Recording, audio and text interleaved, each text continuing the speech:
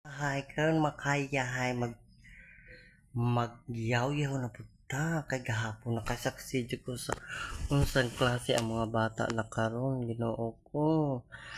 Mura ka dyan taon ko kana bang dapat unta pod no ang mga ginikanan di man tanan pero dapat unta. Sila ang number one nga responsibilidad mo.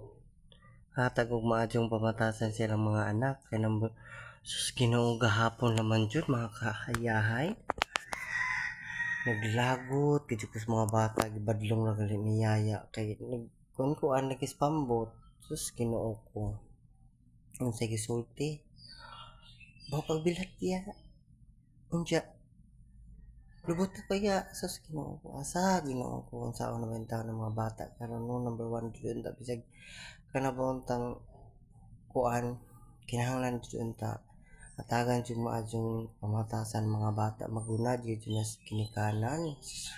Medyo maura po tayo ka-share mga kahayahay. Good morning sa tanan. Maayong buntag ug mabulawanong adlaw sa tanan.